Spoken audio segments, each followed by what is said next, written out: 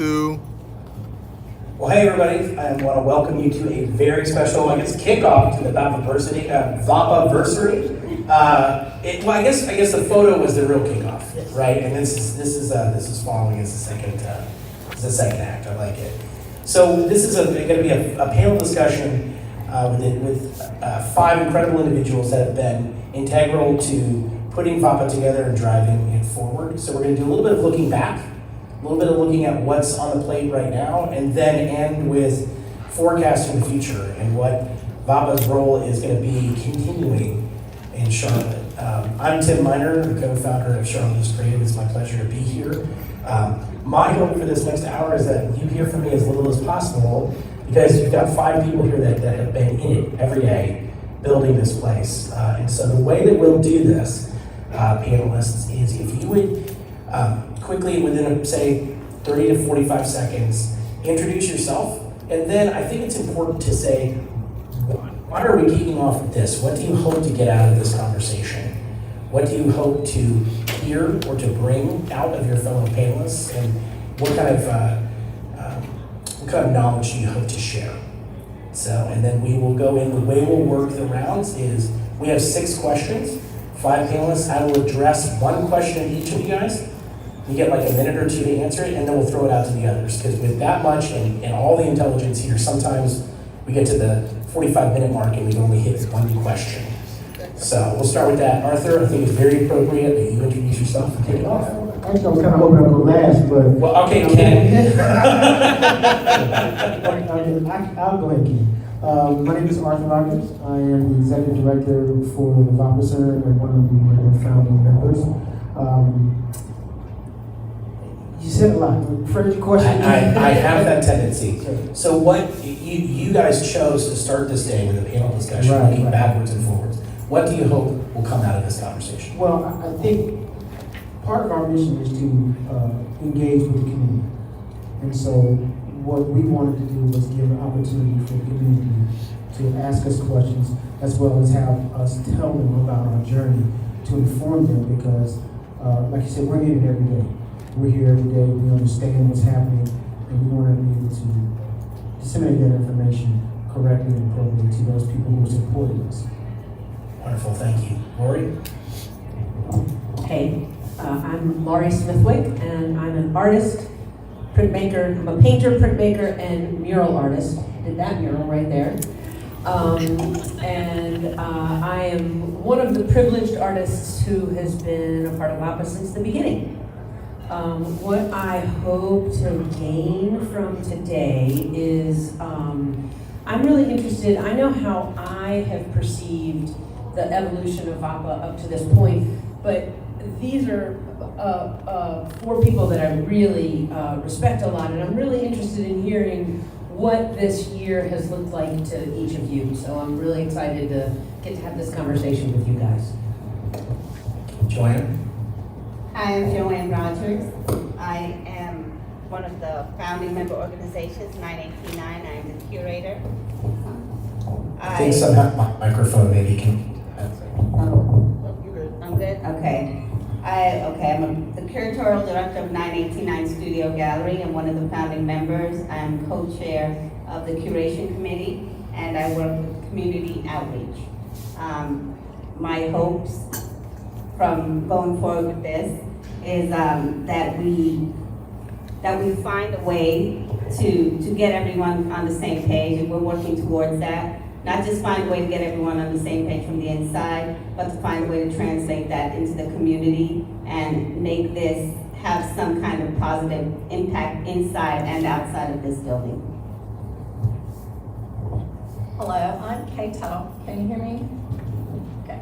I'm Kay Tuttle. I am the executive director of the Light Factory. It's a photography nonprofit. And what I hope to get out of today is not only what the 5 of us think Vapa is and should be, but what you guys also think Vapa is and should be, because I see this as a community asset, and in my mind the doors are open at all times and people are always here. Thank you.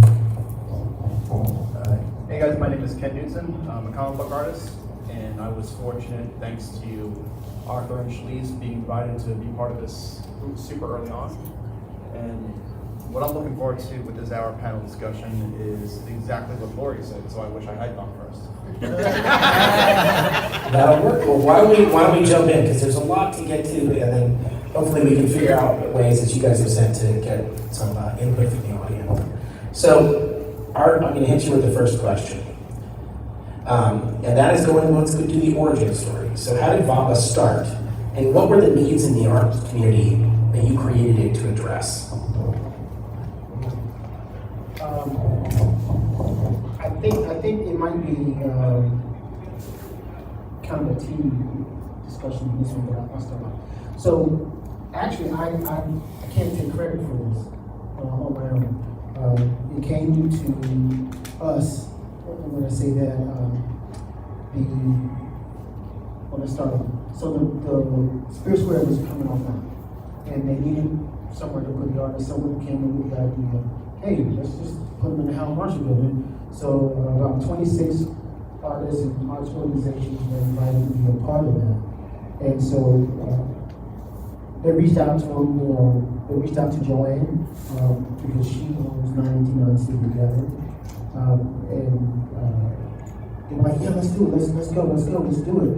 And of the 26, 13 of them decided no, they didn't want any parts of it. So it left our 13 original founding members. We got together on November 18th in Joanne's Gallery, which was a house gallery at the time, and started meeting every Saturday for a year to try to figure out how we want to do this, lay out the bylaws, who was going to be doing it, who was not. And that's how it began. How I ended up in the position was the county said, well, of the 26, one of you got to run it. And no one wanted any parts of it. So they all took one step back, I took 2 steps forward. I was like, hell yeah, I'll do it, because this is something that Joy and I have been trying to bring to fruition for over a decade. Does anybody else have something they want to add to that, to the origin story? Yeah, thanks. Does anybody else have anything they want to add to the origin story?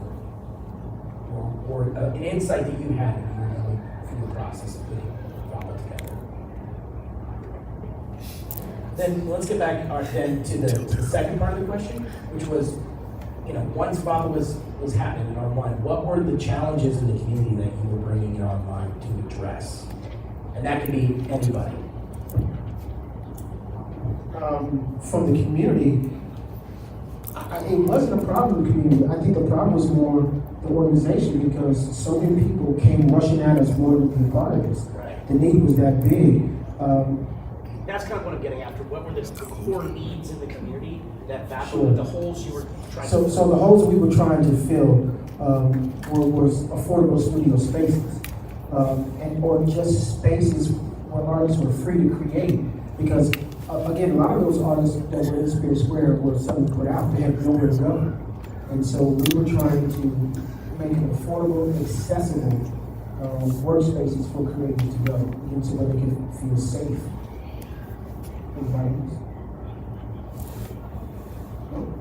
Speaking as a creative who has spent years, looking for spaces, for most of us who answered the call of VAPA quickly when we heard about it, it was not just that it was affordable, but that they were sizes where we could actually not just come in and execute our art, but grow. Because you look at a space and you think, well, I do this right now, so maybe I just need a table. But what if I start doing something else and I'm in a 5x5 space?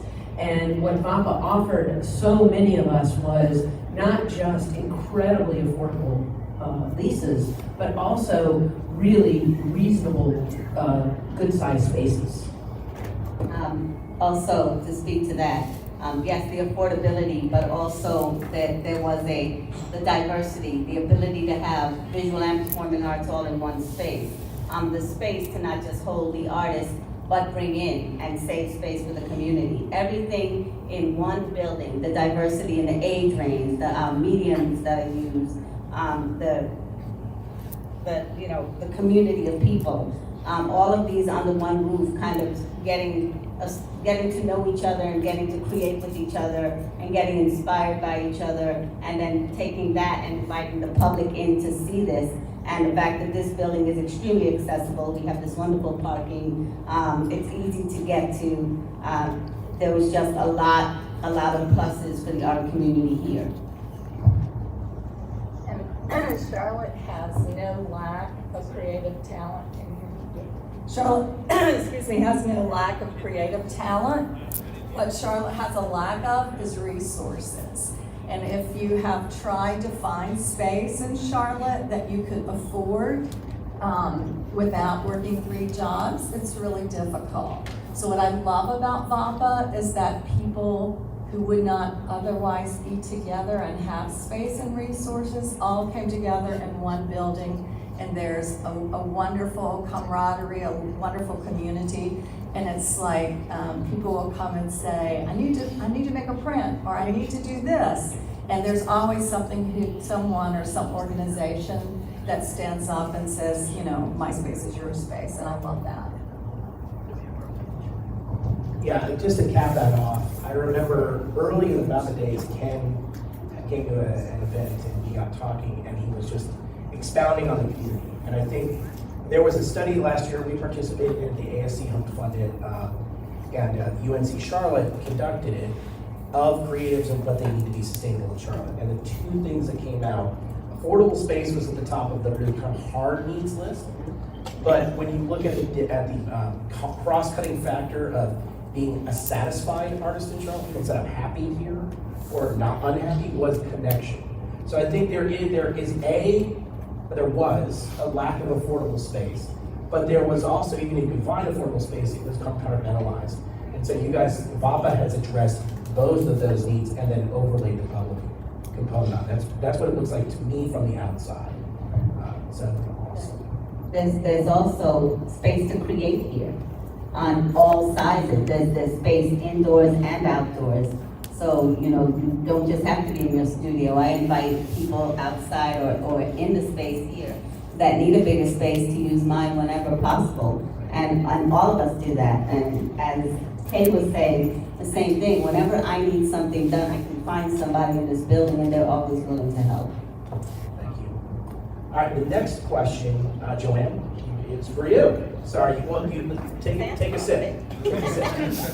And it's, what does VAPA bring to Charlotte in general? So what has it created outside of this creative, not in the creative community? What is it creative, and why is that important to us as a community? It's created, above all to me, what I was trying to be a part of was creating a safe space for creatives to grow. A safe space for creatives to grow and interact with the community. And here in Bob, I know we were talking about the accessible space, the location, the hours that it's open, the fact that there's free parking, the affordable studios, workspaces, all the things we were just speaking about, spaces to create and show large work. Our very diverse population, tenants in this building. We are 70% BIPOC community. The age range of the artists, we have young artists, we have artists at the beginners level, we have artists that are going all over the world and are already in the business of art. That in itself is so valuable because these beginning artists are getting to see other artists thrive and being able to learn from them. Again, we're the visual and performing arts in here. We have everything under one roof. And it houses nonprofit and for-profit. So we do work a lot with working with the artists to teach the business of art, which is something that is extremely important for artists to know so that they can actually handle and be comfortable with and secure that their business is being run in the way they want it to run and serving them. So, let me add to that. I think what it gave Charlotte is vision. Because I've been told that this would never happen. I went to everybody and gave them this idea that, it'll never happen. And yet here we are 1 year later, 320 plus creators in building over 110 individual separate studio spaces. So I think it is giving Charlotte a vision of what can be if people just believe and put forth the effort, that's needed to make that come true. Because I refuse to accept what they were saying that it would never happen. And when we start talking about the future, I still have that same mentality. There's some things that they're saying, no, it's never going to happen. And I'm refusing to accept that. That's why it's working. That's why it's working. I would ask you, Just a follow-up on that is because again, this is not some private gallery. You didn't just create space for people to work. You've had thousands of charlatans who may not consider themselves an artist or a creative in here. What are they telling you VAPA is? This space is so inspirational. I hear that word all the time. I can come into this building and in one mood, when I open the door and meet the very first artist, I'm already inspired. I can walk down the hall and, if you have any kind of block, you walk down the hall and bump into someone and you're inspired, you're motivated. There's so many opportunities that you would not have if you were just in your one little space or other people, the artists here and the community were not walking about the building, giving you that inspiration and, the ability to build networks right on site, collaborate. I think this is unique to this building. And when we first came into this building, we knew that Charlotte has such amazing talent. So many people that were working out of their homes, out of their garages, etc., couldn't afford space. They were so happy that this became available to them that they rushed the space, that there was an abundance. We ran out of spaces almost immediately. So the need is there, and we're just very happy that we had the opportunity to help fill that. one thing, and, wait, Mics don't like me today. One thing that I've heard about Vapa is not just space, right? And you mentioned, when you say to grow, it's not only as an artist, right? But it's so many artists say, I've had to limit myself to digital art because I can't fill any more in my living room. So to be able to expand the size, scope, shape, and breadth of what they create is something I know that Vapa provides. Kate, did you want to add to that? I just wanted to say that one thing I've noticed since I've been here is that artists are lifting other artists up. And I think by doing that, they lift themselves up as well. And it's just that sense of partnership and family almost that makes Vapa incredible. It's beyond the space. I have something to add to that, and that is, for me, one of the very best things that has come out of Vapa is this community. To that point, exactly what you just said, Kay, one of the artists that I met when I moved in here, who I had never heard of, never met before, was the recipient of one of the ASC fellowships last year. And as part of the fellowships, that class was given a task of launching the ASC's new seed grant. And all the recipients of those fellowships were asked to name somebody to receive a seed grant. And I was named and received a seed grant from an artist that I had never met before I came to Vapa. That's what Vapa is, right there in a nutshell. I got a grant because I met somebody here and formed a close bond with them. That's beautiful. And we have a few more minutes if we're tracking. Does anybody in the audience have an insight they'd like to share or experience or question related to this? All right, we'll keep up.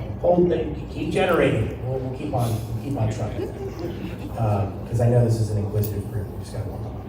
All right. The next question in Lori. It's like, so you finished, and now it's going right to you. This is all working out beautifully. Given that you've been here, kind of building a recipe, it's kind of like. You guys have cooking without a full recipe or ingredients. As Arthur says, we're building the plane while we're flying it. Well, I have said that too. You're building the plane while you're learning while you're building. Wait, you're flying the plane while building it while learning to fly at the same time. So nice triple thread there. But the question is, what were 2 or 3 obstacles to getting Vapa off the ground? And then what are some challenges that you're still experiencing as a community and as a space?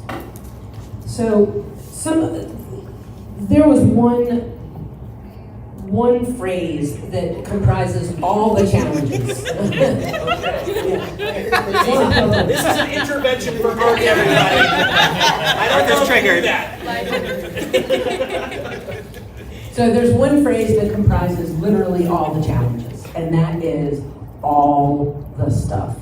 And that is, when we moved into this space, and Arthur had been telling us, we've been having all tenant Zoom meetings for a few months before most of us were allowed to even see the space for the first time. And he said, y'all don't understand how much stuff there is. And he was right, we didn't understand how much stuff there was. And you do not understand how much stuff there was. And if you would like to see, ask any of us who have been here since the beginning to show you some pictures. You won't believe it. Like my studio, just my one little 400 square foot studio, was a holding room downstairs for disassembled cubicles. And there were probably 300 Knoll cubicle walls stacked in my studio. That was one room. One room. And there are how many rooms? There are, I know door count, put it this way, so doors, there are over 225 doors in the building. And no room had less stuff in it than mine did. No room was empty. The room next to mine was the holding room for the file cabinets. And not the stacking file cabinets that you would buy for your house, but the big office file cabinets where the stuff goes horizontally in the drawers. Like, you can't even lift one of those drawers yourself, right? We all learned how to run a freight elevator. So that was the only biggest challenge that you can name, is all the stuff. But on top of that, it was not just all the stuff, it was all the stuff that had to be done. This place looked like a retired office shell. It was an office. It was a giant Habitrail office building. And so it was awful carpet everywhere. It was terrible painting everywhere. It was signage on every wall, random county signage that said stuff. It was the amount of things, the amount of touches that we had to touch, the amount of things that every single one of us had to do, and every single thing was our job. Our job, nobody else's job. Nobody was gonna come in here and do it. So that was another piece of the challenge, and that is that you had to get a whole bunch of artists who individually among themselves, people knew each other, but we were a big community that did not know each other. And we had to work together and do this job and come weekend after weekend to clear this place out and get it 3 looking months. even the tiniest bit like an art studio. Let me follow that with asking you, and please jump in. What were some of the lessons that you learned then on how to build community quickly and effectively? Can I just say that when there is a need, when people have been waiting so long for something, they will show up.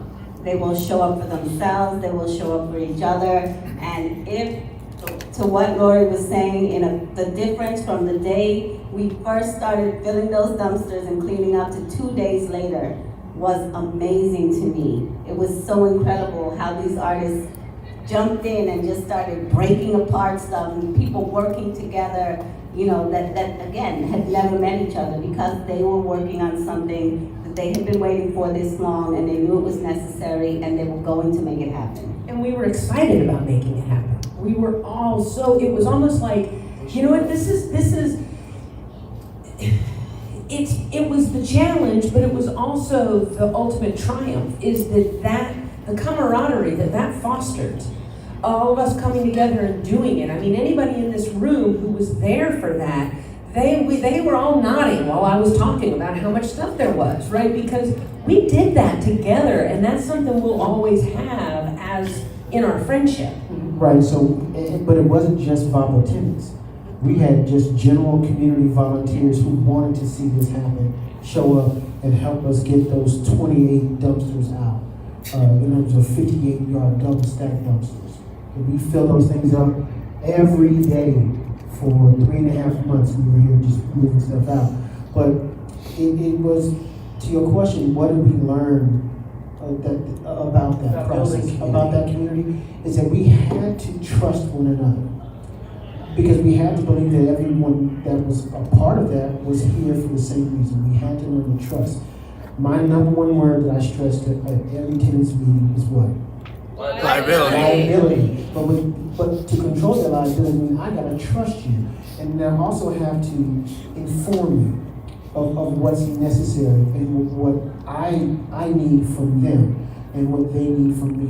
And that trust helped mitigate the liability, because when we got in here, it was dangerous, you know, and moving some of the stuff around, you know, we had to trust that, you know, people weren't going to hurt themselves, or if they did hurt themselves, to let someone know, and just to be careful. But the trust started long before that very first day. Not to kind of segue into the next session, but November 18th is when we all met. But we had some information about this building and situation happening before then, but I couldn't talk about it. But I still had to get people together to be interested, so when it did come about, and the next session, you got a couple artists who I went to, and I said, hey, I've got a project coming up. Would you be interested if I can guarantee, you know, a safe, affordable space? And they were like, just point us in the right direction. We're there. And the day that we started, and we started opening doors and moving stuff out, they were here right on the spot. So my question on that would be, do you think the community would be as strong if it weren't for all this stuff? No, definitely not. There's no way. Because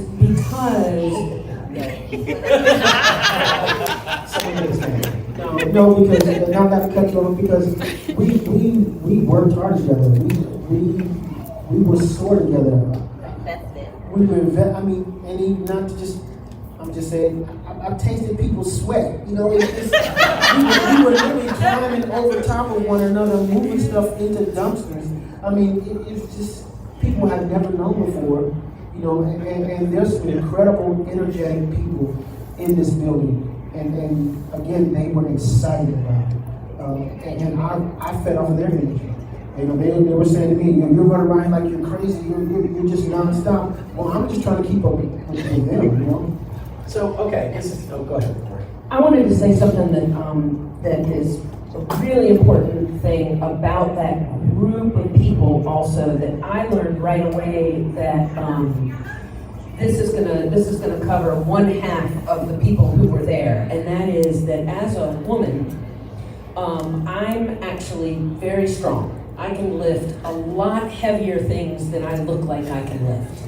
And one of the things that was really amazing to me about the people that were here was that not a single time did a man try and muscle-splain me. Right? We talked about it. They just let you. Yeah, I would be working to pick up something that was really heavy, and a guy would just walk right by. And I have to tell you, I was really, really happy about that. Because I knew I could lift the thing I was trying to lift. And I didn't want somebody to say, here, let me get that for you. I don't want to take anything away from Mel, but I've known you for a while, and you give off a "I got this" vibe. Like, so, not 1 second in my experience with you have been like, she can't handle that. So, Well, you should have seen some of the stuff we were having to lift, though. And it was just like, if you needed help, I think there was a general trust that if you couldn't do it, this was a marathon, not a sprint. This wasn't, can I lift this one really heavy thing? That one really heavy thing had 25 others just like it. And so it was such a working together thing. And that came with some respect that was just instantly there. And that's why I think the community wouldn't exist in the form that it does now without that period of time. So I'm gonna go off track for just 1 second, or go off book, because you have built through that shared sweat equity, that embedded the foxhole together community, but you're also not calcified. Like, it's not like, hey, if you were in on day one, that's it. You're bringing in new artists, new people every day. So what are some of the ways that it's been difficult, or that you figured out to convey that spirit to folks that maybe through no fault of their own, they just weren't here on day one dealing with all this stuff? Well, part of that is they kind of were. They watched it from the outside. They saw, because the community made sure that everybody knew what we were going through and shared it out there. But you know, at one point I had 198 people on the wait list to get in here, and the way they were coming in, people were still coming to see the spaces, even though they were on the wait list and no space was available. And it wasn't because the space wasn't available, it's just that it's just me, and I couldn't keep up with the demand. So when they come in, they're coming in excited. They're coming in already knowing what it took. But I think the community that we have built, it's infectious. People come in and they see, and they see the work that's being done. Just recently, we got the last bit of stuff out of here. The last dumpster left, and the new people got a chance to be a part of that. So they saw they got a little bit of sweat equity, a little bit. Can I mention that there's no lack of the creatives knowing that this space exists. People come at you in every way to try to get a space in this building, and we wish we had a space for every single person. What I have found, and it's curious to me, is I have a sister who lives in Raleigh, and we went to Raleigh, and my sister's like, oh, you know, there's information. She saw a booklet regarding Vapa. It had our pictures in this booklet at the Raleigh Visitor Center. It's not here. You know, so the thing is, right after we opened, a week later, I gave a tour to a college group that found out about us. And they're not from here, you know. And I've been giving tours to other schools that are coming from out of state. I think one of the issues, the artists definitely know we're here. Our community and the people outside of the artists, the people who support the creative community, we need to have a better way of getting them to understand the spaces here. Because as people happen upon this building, or I have meetings, every single one says, oh my goodness, we never knew this was here. How do we tell people this was here? So that is an issue here that we need to work on, letting other people know that we're here.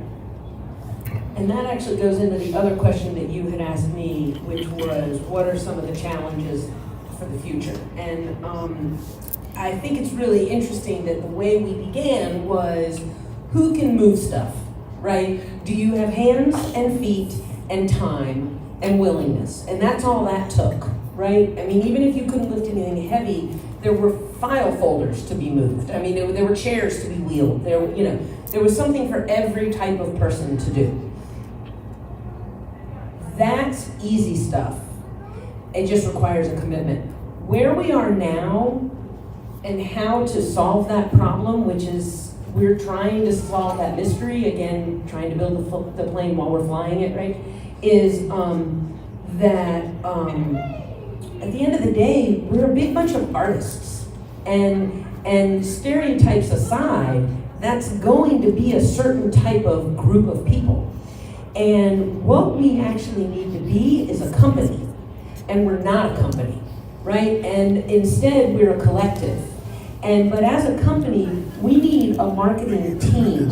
We need a programming team. We need a social team. We need an executive team. And instead, we have committees made up. Instead, we have committees made up of artists who are artists for that's their first thing, is artists or other jobs.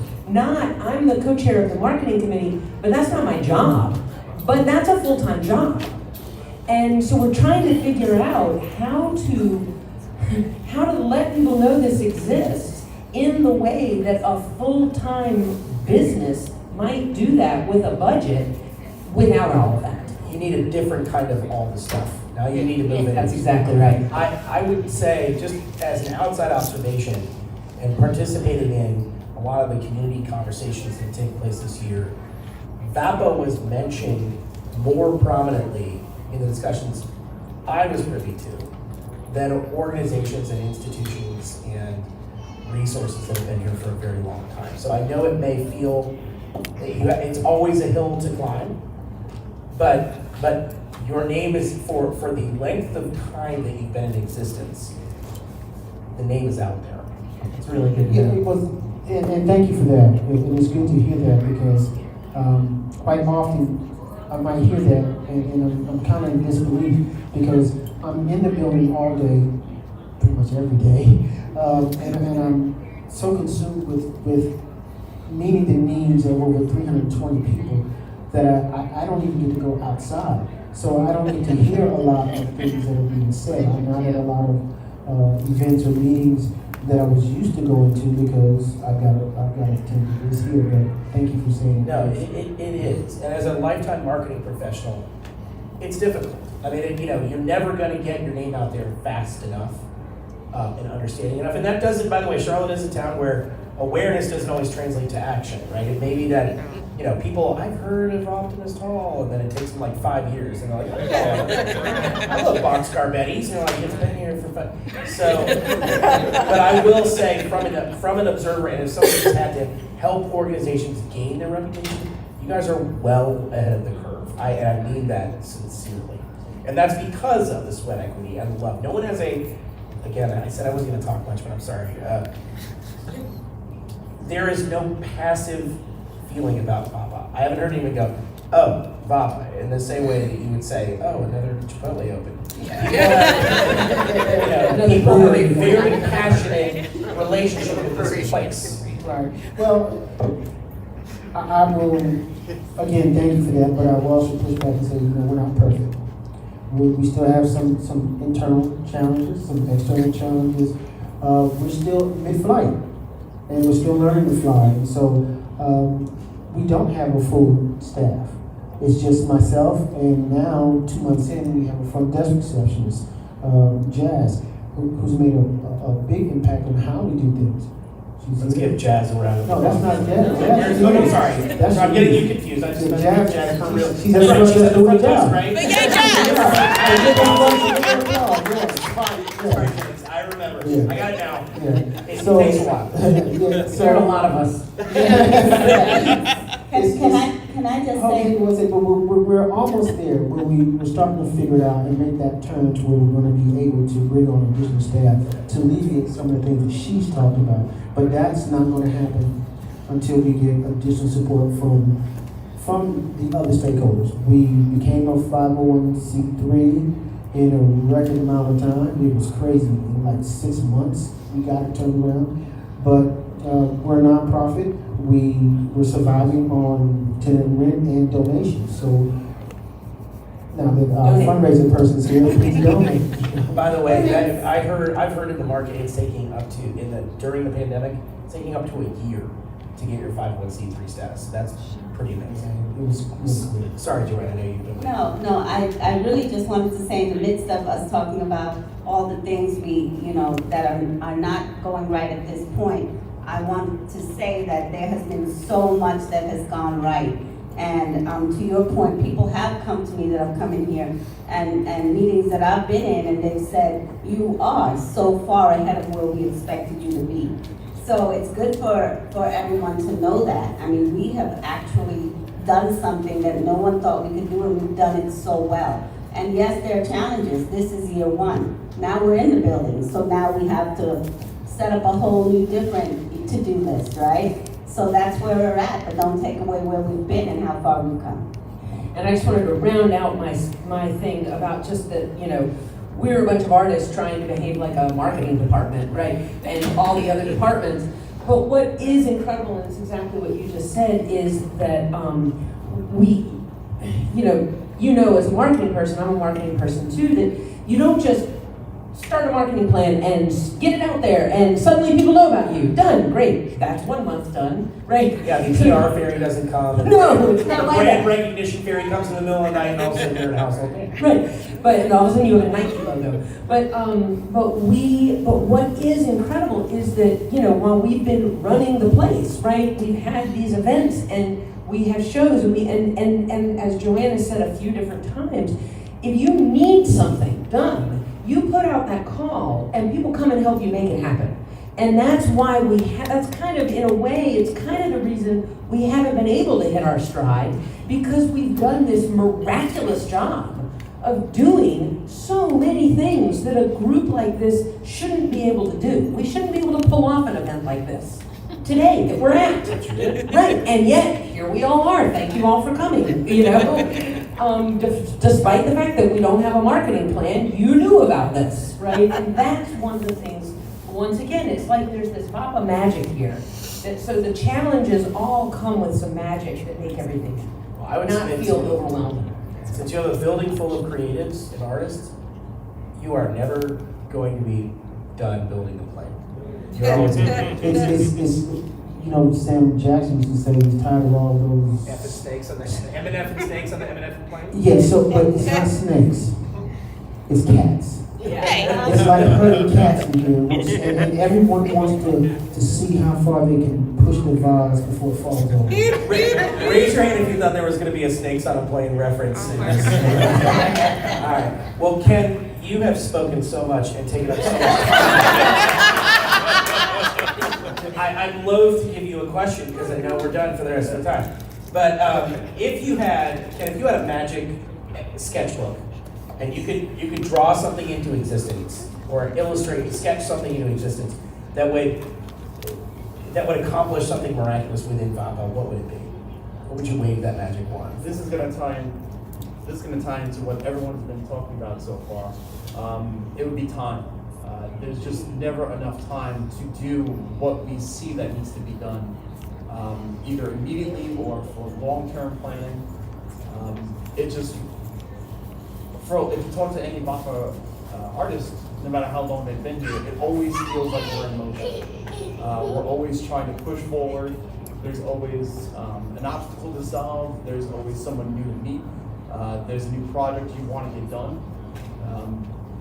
So like even if you gave us an extra 40 hours each a week, I think that would be almost enough. Just because every time you look around, there's something new to take on or something new to learn from someone. So again, let me follow up with that. You're not done. You're not finished yet. Is that a challenge? Is that an opportunity? Or is that both? It's a challenge. It's an opportunity. It's trauma. Waking up in the morning with stuff, sweats, all this stuff. Yeah, it all mixes together. Does anybody else have something join No, I in mean, this? I agree with everything you said. We want to record this for us. So I agree. I couldn't have said it better. I agree with everything you said. There's always something to be done. I tell people all the time, I feel like I'm just running in circles. Everywhere I turn, there's a challenge, there's an opportunity. You know, there's something new to learn, to do, and that's not a bad thing. But what it is it's very tiring. It's a very draining thing. But you know, none of us stop. We might complain about it, or we might just recognize it, but we're not going to stop because we know what we're doing. It's important. Have you ever seen that I Love Lucy episode where Lucy and Ethel are working on chocolate? Yeah. That's how I describe a day, and I think that's great. Except we've got filing cabinets and sections. No, we don't have that anymore. Does anybody else have anything they'd like to add to that question? All right. Okay, it's come to you. Can I ask? Oh, I'm sorry. Yes. Kind of a follow-on to Ken's question here. There's been a lot of talk about, time that you mentioned, and you talked about all the work and the heavy lifting. We got just a teeny tiny taste of that to help you. But the question is, I married a creative, and I have to ask the question: where do you find the time to do art? I mean, I'm a techie, so people would come down to the cubicle and they would bother you, and you can't write your code because they interrupt you. I imagine the creative process is no different, if not more intense. How do you balance being a creative and all the other stuff. Do you lock your door? What do you do? Yes. Can I go? Okay, so I'm a painter, and I paint not hyper realistic, but realistic stuff. It takes a long time. But I'm also the executive director for the Vapalution, and there's a trade-off. Yeah. So if I don't do what I do, no one is here. And so I had another artist come up to me and ask me the same thing. They said, well, how are you able to art? How are you able to, because here at the Vapa Center, art is a verb. So how are you able to art? And I'm like, I don't know. And he said, well, you gotta figure it out. And so we're still trying to figure it out because there's so much that needs to be done, but I'm an artist first. And I have to try to find time to do that, but sacrifices have to be made. Anybody else? Does anyone- I'm just curious. Seriously, do you like lock your door? I don't think that anyone has a real answer to that. Different. Everyone's kind of working towards, we want to create all the time. That's like the goal. But there have to be things that are put in place. A lot of people, because art is not usually something that is sustainable, you need to have a job or something else you do so that you can live and, maybe make a little extra to continue or to grow in your art. As far as this guy here, he works a whole lot of hours and then stays late at night trying to find some time. So the artists do not have a 9-to-5 day. They don't really have a stopping point. Creativity hits when it hits and you follow it whenever you can, so. And I'd like to add, stick around for the next panel because it's about how to be a full-time artist. And I'm sure Chad Osiris and who else is in that? Doris. Yeah. I'm sure you're gonna hear, again, like different variations on the same thing, but everyone is gonna have a different approach. And unfortunately, any artist will tell you, will agree with Arthur, sacrifice is gonna be a big part of that. And for me, I am somebody who works a lot better with external obligations than with internal obligations. Meaning, I'm not really great at setting goals for myself, but if somebody asks me to do something, I don't want to let them down. And that's a hindrance to my art, to my practice that I'm always dealing with, is that if I'm in my studio working and somebody comes in and says, hey, could you help me with something? I'm not gonna say no, I can't, I don't have it in me to say no. And that's one of the challenges that comes with this community. It's almost like you've gotta close your door, except then you feel guilty for closing your door because we don't close our doors here. And so yeah, that's a question for creatives everywhere in the world, not just at Vapa. But you've got so many people here, you're gonna probably find a lot of different answers. It's a good question. All right. Kay, here's your question. We're finally coming. Here we go. Where do you see, and we've talked about how far you've come in a year, where do you see Vapa in 5, 10, 20 years? What's it like and what does it mean to the community around? Art at that point is a cyborg. We all know that. We'll fix you all up. You'll be, But what do you think it'll be like around here and what will it continue to mean to the community? Okay, I love this question, and I love that it came last. If I were a singer, I would sing the song, You May Think I'm a Dreamer, but I'm not the only one. But you don't want me to sing, so I won't. You know what I will ask you to do is close your eyes and picture a long road, trees on both sides. You drive, and then you come to this amazing building that's so artistic on the outside, but then you go on the inside. And there's this beautiful performing arts center that's vibrant with people walking around learning a craft, watching Anne's performances. Then you go into another space and there are art galleries everywhere. There are artists working on the side. You can see local artists work. You can purchase local artist work. You can see exhibitions from Europe, from Africa, from the East, from Charlotte, everywhere. Those are Charlotte artists working in those studios. And then there's space for communities to come in, to have arts experiences. The place has all ages, all races, all different backgrounds. We may even speak a few different languages, but we're all there working together in community, and it's the cultural jewel of Charlotte. Amen. That's beautiful. What, anybody else? Now it's hard to top that. I don't work there. Wait, is that where we are? In my mind, I think that's where we are, you know? We have some of that there. On your way. We do have some, but this is what you said, and it took hold, is that this building was not designed to incorporate all the different kinds of art. This building would be designed for that. You know, we struggled a little bit with, you know, I would have an artist talk, and then, you know, some people would have a drum circle, and then Anne would be doing a play, and then Charlotte's Comedy Theater would be performing. And it took us a while to figure out how to manage all of that. Well, in this building, we wouldn't have to worry about it. And we have no kilns here. Right. And we have no encaustic here. Right. And we have, so there are a lot of things we can't have in this building, literally we are not allowed to have. Hands down through. Right, so what does Robin look like 5, 10 years down the road? So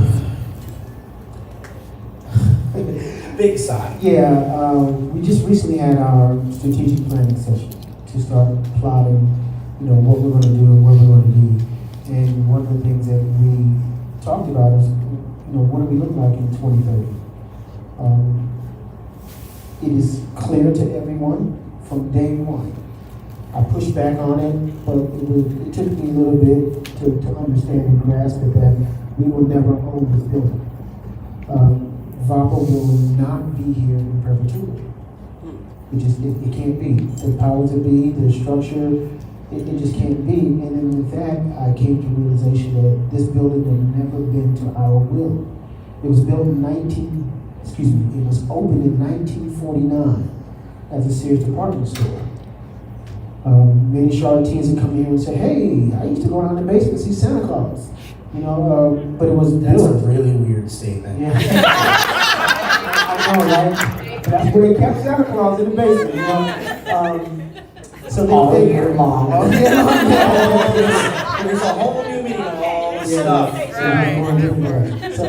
So it was built in 1949, which means that it was designed, it was opened in 1949, so it had early 1940s technology in it. You know, they didn't build this like they do now, a building in a year. You know, it took 5-6 years to build that. And so it was built open 1949 as Sears, and the county took it in 1980. The Sears department store closed in 1979. And it became county services. So the configuration that you currently see is what it was from 1980 to 2016. It sat empty from 2016 until we took it. But it was never meant to house artists, even from its inception as a Sears department store. You know, the bathrooms are on that end, bathrooms on that end. None of these walls were here. It was a complete open space. It had two of the largest, at that time, escalators in the world. They're not here now, but a lot of the infrastructure is not meant for what we do. And we've had to learn how to work with one another and how to work with the building. So the building itself is a tenant, if you will. And so what it looks like in the future, we don't know when, but we won't be here. We have visions of a space that will be suffice and be designed for the community of artists to be used. And there's precedent for that. Almost every major arts community has a communal rentable arts space. This guy said it, I've been saying it forever, but he just said it. It's an absolute fact, it's beyond dispute, Right. that when we compare ourselves to cities that have more sustainable arts cultures, there are single buildings for single occupants, but there is also a very vibrant communal space built for multidisciplinary artists. That's why when people kept telling us all these years that it couldn't be done, we don't hear no, because we've seen otherwise. Why not Charlotte? So we have one more question. We have one fewer panelists than we thought, so I'm gonna throw it out to the audience, if that's cool, and then you guys throw out. So the last question is, what goals do you have for VAPA this year? Big or small, what's something that you want to accomplish as a community, as a space, and as an organization? So obviously any of you guys can answer, but I'll come out in the audience, and if you wanna raise your hand and say something, that would be great. All right. Come on, chat.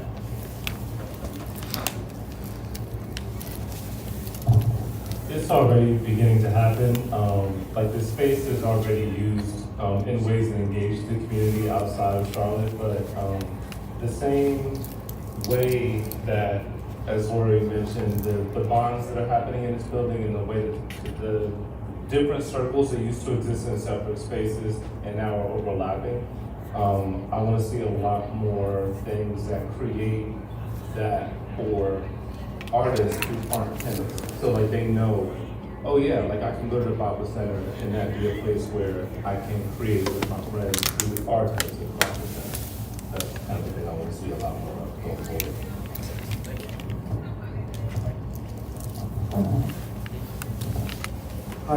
I just wanted to kind of echo off of that. I definitely agree that as somebody who's kind of started off their artistic journey and really just kind of getting into it, I spent multiple hours doing research. I recently moved back to the area and was just like, hey, how can I get involved in the Charlotte art scene?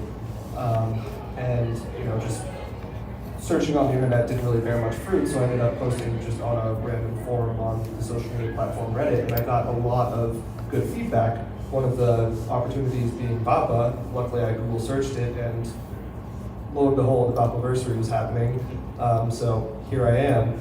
But as a relatively technical person and aspiring artist, and my main medium being code art, which is a relatively niche and new topic that's coming out, one thing that's very interesting to me is like, where can I find opportunities to just get together with other artists from different mediums, have genuine discussion, talk about the process, talk about our struggles, but also just get together and create and collaborate.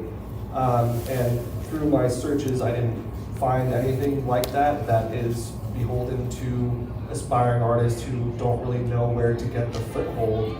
And I'd really like to see some opportunities, activities like meetups and things like that come out of this space, because it seems well poised to do so.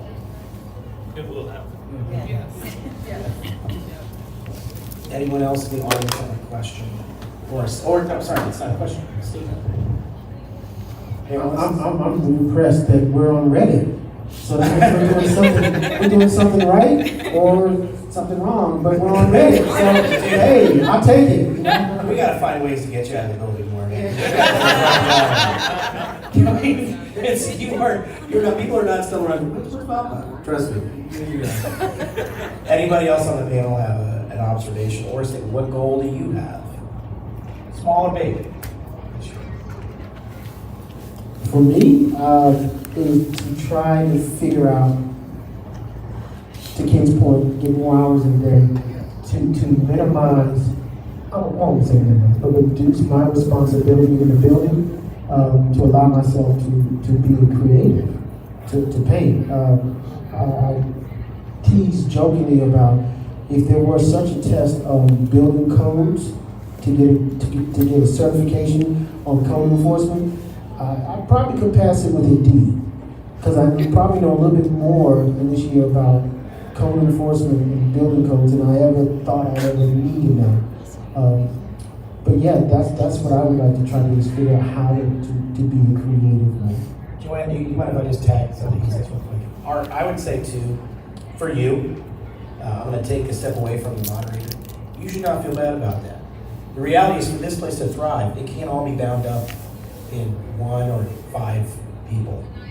You have to get that along so that you can contribute to the spirit of the place, and you're here for a long time. And if this place lives, but it's the death of your creative life, that's a loss. So don't feel weird about that. Well, okay, I'll take that. And that's one thing I had to learn, start taking that. But,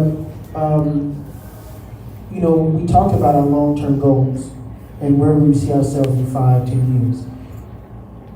We do have a finite time here, right? And if VAPA does not continue beyond this building, then everything that we are doing now will be a complete, total waste of time. So, if it means the death of my creative career, I haven't completely, you know, said no, that's never going to happen, because it has to happen. VAPA has to happen. It's something that I've been trying to do before we got here. Joanne and I, where we went, we found that place in that municipality that had the place that VAPA was trying to be, and I've always believed that it could happen, and I think that Charlotte needs it. And if it means, you know, part of me has to die to have it lived, then so be it. Joanne, you're up. Right, I just wanted to speak to what Chad and this gentleman said. I know when people come into this building and they come into my space and they're looking for community, I offer them my space. I've told many people, come in, bring your easel, create it. This is a big space, it's for the community to come in. You know, if the space is open, it's yours, use it. And I mean, I think there's a lot of us here like that. And for what you were saying, just come into the building, knock on a door. Someone will guide you, someone will include you, someone will inspire you, I'm positive. And all the tenants, all the artists that are in VAPA, continue to invite people into your space. And I want to say, as I don't know how many of y'all are familiar with the Myers-Briggs, but I'm not going to explain it to you. But but on the Myers-Briggs, I am a Meaning, I thought you meant Braxton Hicks, but that's something else. no. There's a big I'm too old to be talking about that. X and Myers-Briggs. So on the Myers-Briggs, I am a P and a J. If anybody understands that, you know that makes me a schizophrenic. That's messed up. That's really messed up. Yeah, so I'm a P and a J. And what that means is that I like to plan and I like spontaneity. And so as an artist, you need to have a lot of spontaneity. But as someone trying to build VAPA, you need to be able to plan. And what I really, really want with the time that Ken is going to draw for us, I really want us to be able to, for all of our committees, to have the opportunity to create some plans so that we can welcome, we'll have a plan for how does VAPA put themselves at the root of all the emerging artists? How does VAPA become a central message board for all the open calls for entry in town? How does VAPA fill in the blank, right? And there are a million things that any one of us could say, that's a good idea, that's a good idea, that's a good idea, and it's all good ideas, but we don't have a plan. We don't have an infrastructure to become that yet. So my big goal for VAPA is that in the next 12 months that we develop plans so that we can create the infrastructure to do all the things that we all want to do. What I've heard is that Ken is the foundation of all of that. Yes. All right. Well, this has been, I really appreciate you guys allowing me to moderate this panel. Some wonderful Thank you for things. taking the time out of your You are very welcome. Thank you to the audience. Happy VAPA-versary to all.